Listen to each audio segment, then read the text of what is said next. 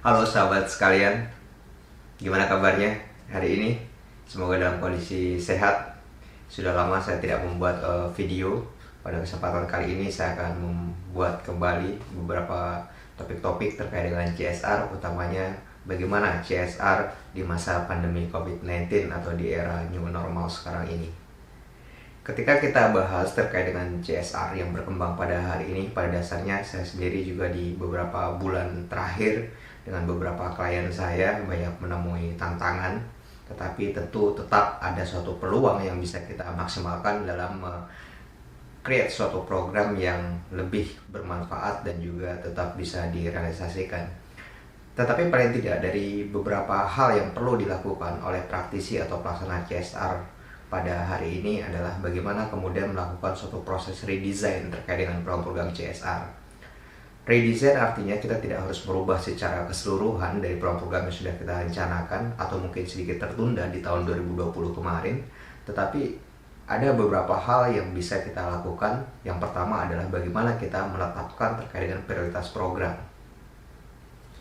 Ketika kita berbicara dari sisi prioritas program pada hari ini, mungkin masalah kesehatan masih cukup dominan dialami oleh banyak perusahaan, utamanya bagaimana memaksimalkan program CSR yang kaitannya dengan masalah kesehatan, baik itu di internal perusahaan maupun di eksternal perusahaan.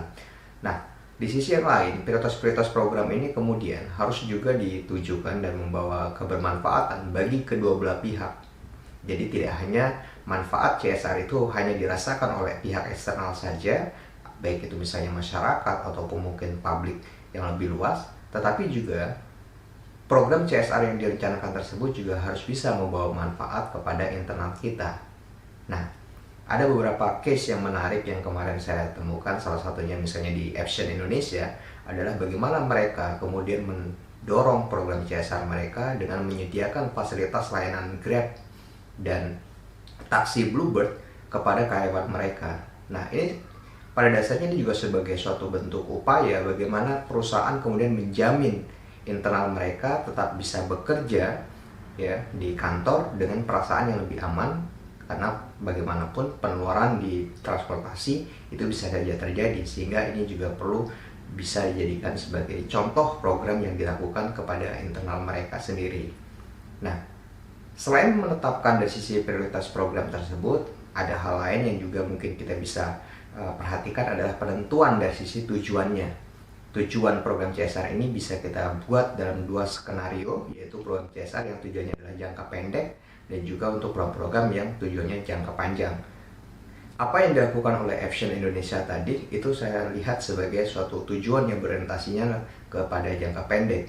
Nah, di sisi lain, bagaimana mekanisme yang di jangka panjang juga dilakukan dengan menyediakan fasilitas work from home yang kepada karyawan mereka, karena pada dasarnya tidak semua mungkin karyawan siap untuk bekerja di rumah. Yang utamanya juga berkaitan dengan masalah fasilitas. Nah, ini kan juga tentu perlu dipikirkan, karena bagaimanapun mekanisme work from home ini juga akan terus bergulir dan mungkin kita tidak tahu sampai kapan ini akan terus kita lakukan. Proses redesign berikutnya yang tidak kalah penting adalah bagaimana kita melakukan suatu bentuk edukasi dan pembelajaran kepada masyarakat, utamanya terkait dengan masalah yang dialami oleh masyarakat itu sendiri. Ambil contoh bagaimana diskusi pada hari ini yang mungkin masih menimbulkan pro kontra terkait dengan masalah vaksin.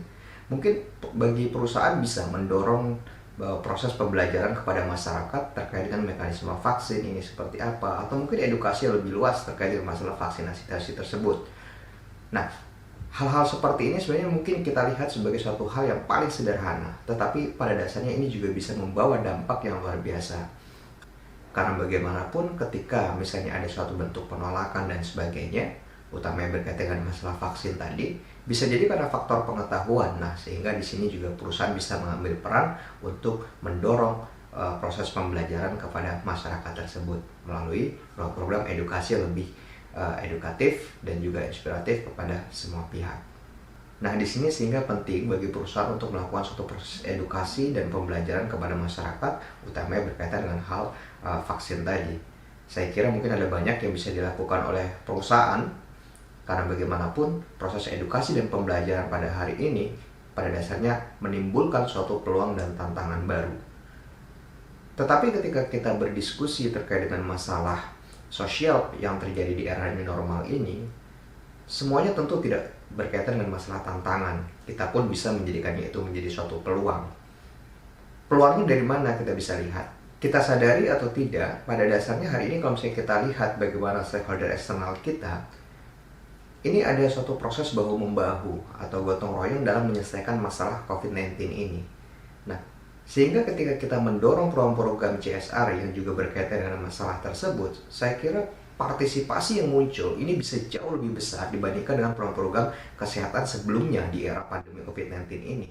Nah, tentu ini menjadi suatu peluang ketika kita ingin meningkatkan suatu partisipasi publik di dalam program CSR kita, termasuk juga kita ingin menyelesaikan segala masalah sosial yang terjadi pada hari ini.